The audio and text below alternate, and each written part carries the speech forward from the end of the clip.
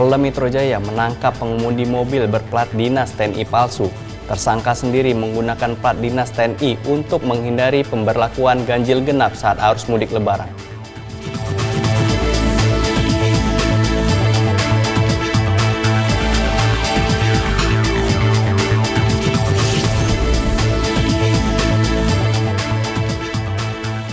Polres Pekalongan berhasil mengamankan 38 balon udara liar dari pelaksanaan patroli subuh dalam rangka mengantisipasi penerbangan balon udara liar.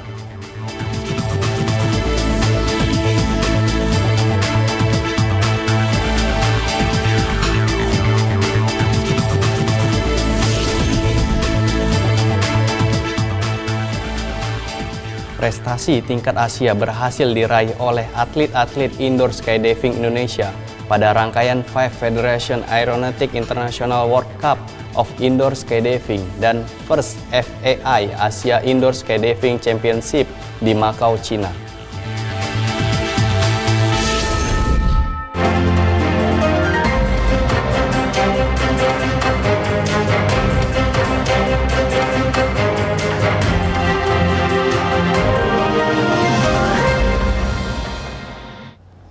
Selamat pagi pemirsa, Presisi Pagi kembali hadir edisi Senin 22 April 2024. Selain 3 berita utama tadi, selama 1 jam ke depan kami juga telah menyiapkan sejumlah informasi terkini lainnya. Bersama saya Bribda Zulhami Abdi, inilah Presisi Pagi selengkapnya.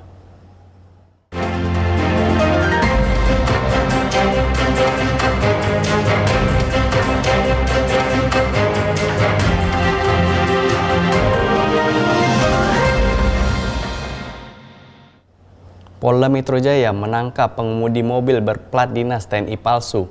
Pengemudi juga bersikap arogan kepada pengendara lain di ruas jalan tol Jakarta Cikampek beberapa waktu lalu. Tersangka sendiri mengaku menggunakan plat dinas TNI untuk menghindari pemberlakuan ganjil genap saat arus mudik Lebaran.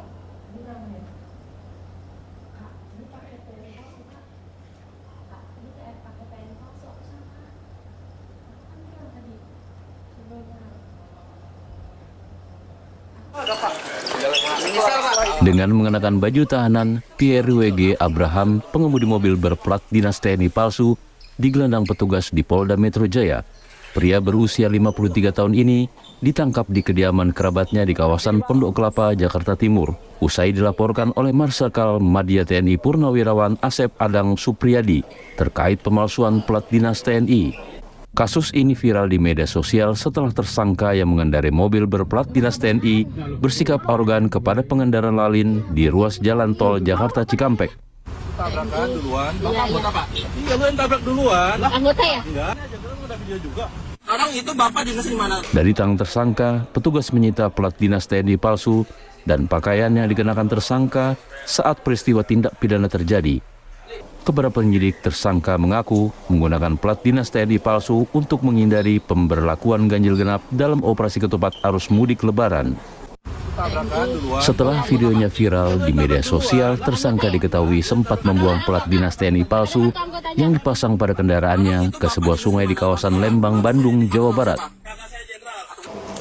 Yang mana setelah dilakukan interogasi lebih dalam, didapatkan bahwa pelaku bukan merupakan anggota TNI dan plat tersebut adalah milik kerabatnya. Bahwa setelah kejadian viral, pelaku ini berangkat menuju ke Bandung. Ketika di Bandung, plat nomor tersebut dibuang di sebuah sungai di daerah Lembang.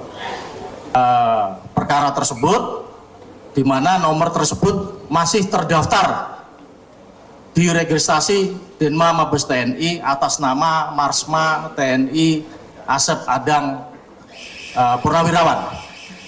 Pelaku ini itu setelah kita konfirmasi kepada atas nama Marsda TNI Purnawirawan Asep Adang tadi, tidak ada hubungannya, Mas.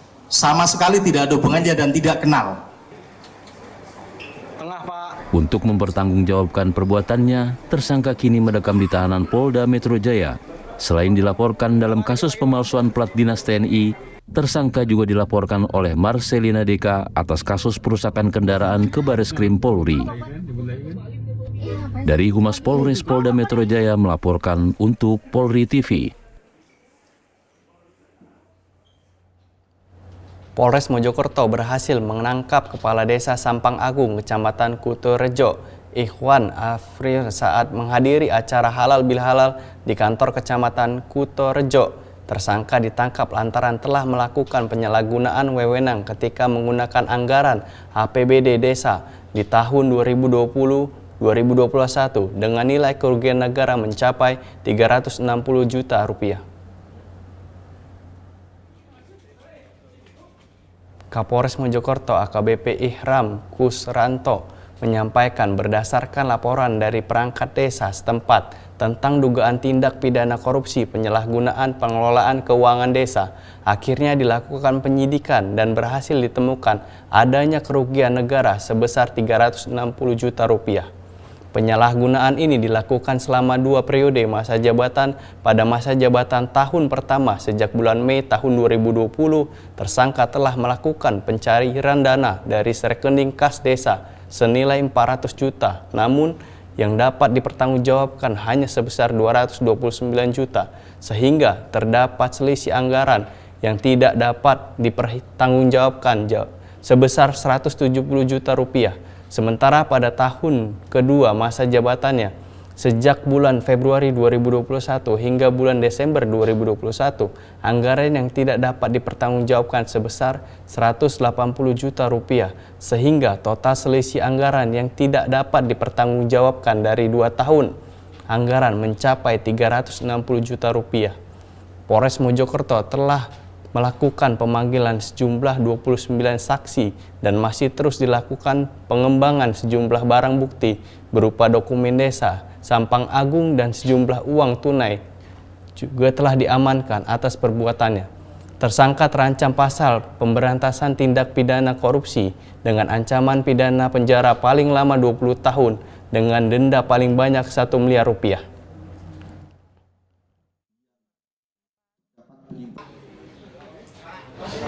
Sehubungan dengan hal tersebut, tentunya kami melakukan pendalaman terhadap beberapa saksi dan dikuatkan oleh keterangan ahli, dan pada akhirnya kita sepakat oknum kepala desa tersebut terbukti melakukan penyimpangan tindak pidana korupsi melalui penyalahgunaan wewenang yang mengakibatkan merugikan masyarakat. Saya sudah ingatkan, jangan merugikan masyarakat, jangan main-main dengan anggaran negara. Saya pastikan begitu ada informasi dari masyarakat, saya akan tidak tegas. Tolong sampaikan ini kepada seluruh kepala desa yang ada di Polres Pekalongan melaksanakan patroli subuh dalam rangka mengantisipasi penerbangan balon udara liar. Hasilnya, sebanyak 38 balon udara berhasil diamankan dari beberapa wilayah di Kabupaten Pekalongan. Kapolres Pekalongan dalam konferensi pers menyatakan daerah yang paling banyak penerbangan balon udara liar adalah Karangdadap, Kedung Wuni, Bojong, dan Wiradesa. Polres berikut dengan Polsek melaksanakan patroli subuh, patroli untuk mengantisipasi kegiatan balon udara liar dan mercon ya. Didapat dari hasil kegiatan kita itu sebanyak 38 balon udara liar berbagai ukuran. Kemudian ada 11 mercon yang berhasil kita amankan. Yang paling banyak itu ada di daerah Karangdadap. Ada 20 balon, kemudian 5 petasan. Kemudian di Kedung Wuni ada 13 balon, 6 petasan. Kemudian di Bojong ada 3 balon, dan kemudian di Wiradesa ada 2 balon.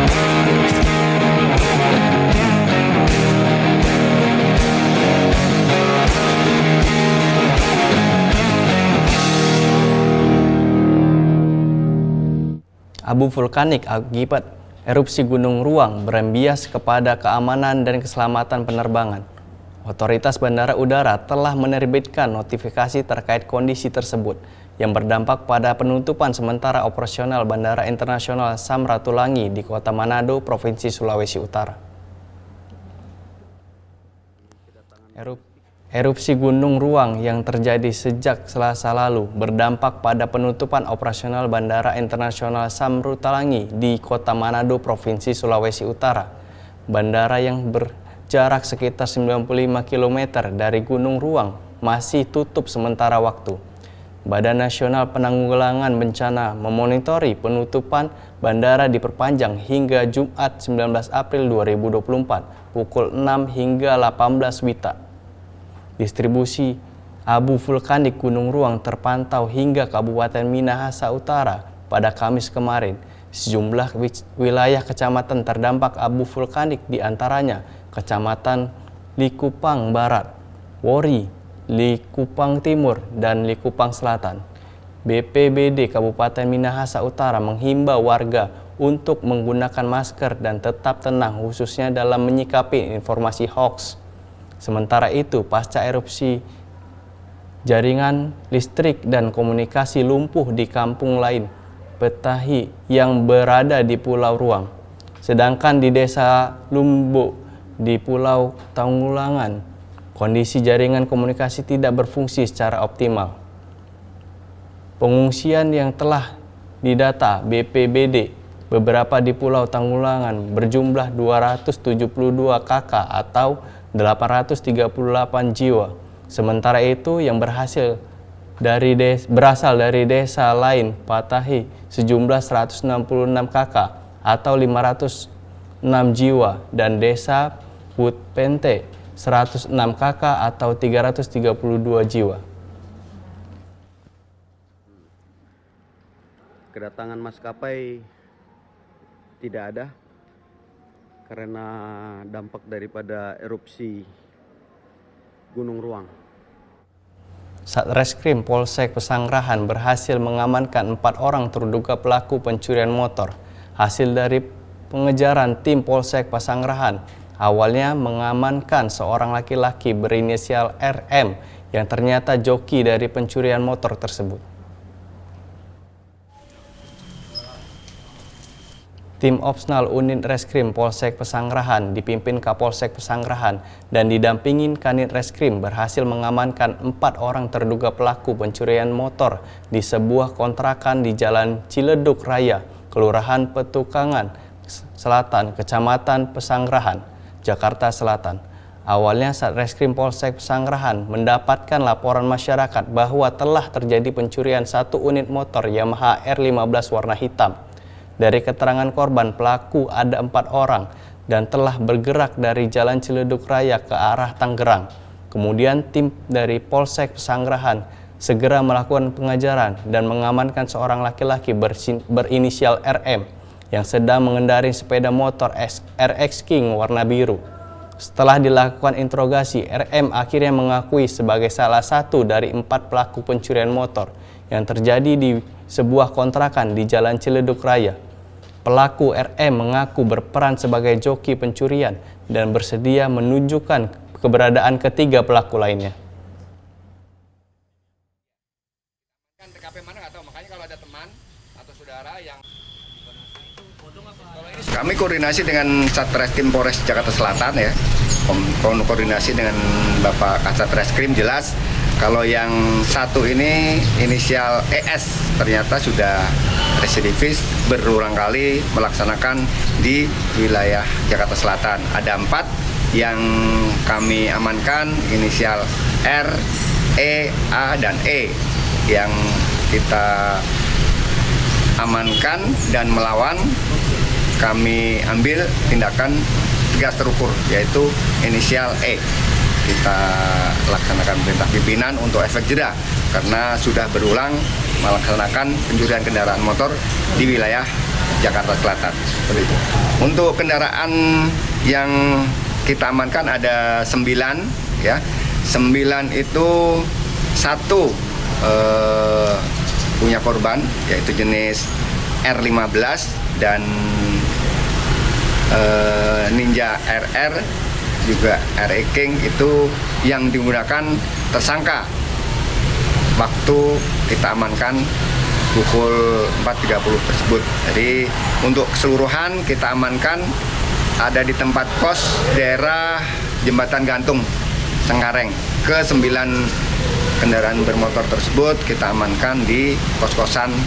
Polres Bantul menetapkan tersangka pembunuhan berencana terhadap seorang wanita yang mayatnya ditemukan di area parkir Pantai Lorong Cemoro, Parangtritis. Tersangka ditangkap kurang dari 24 jam sejak penemuan mayat di rumahnya di Kecamatan Lingo, Bantul, Yogyakarta.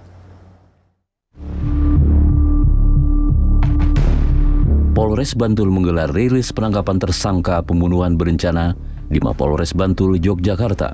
Polres Bantul resmi menetapkan IOA 22 tahun sebagai tersangka pembunuhan berencana terhadap seorang wanita berinisial GS 26 tahun yang mayatnya ditemukan di area parkir Pantai Lorong Cemoro, Parangtritis pada Senin 8 April 2024 lalu.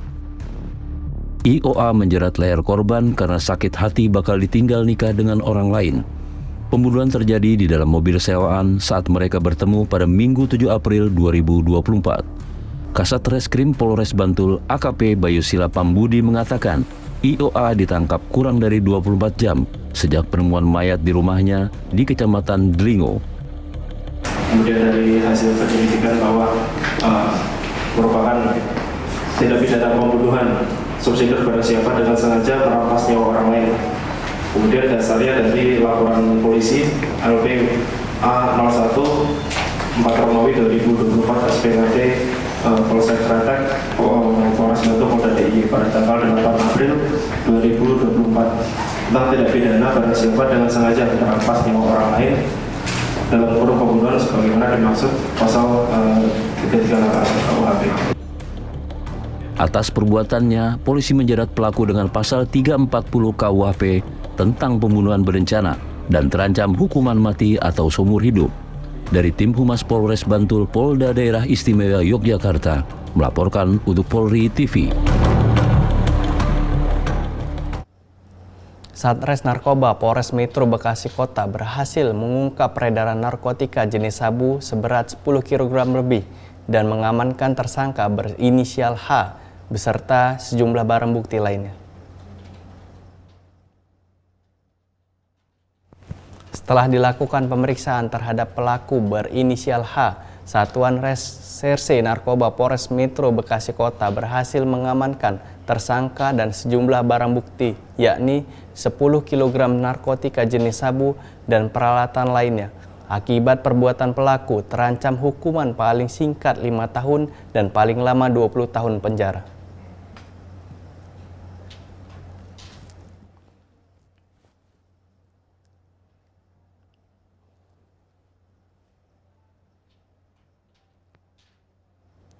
Tetaplah bersama kami, Presisi Pagi akan segera kembali.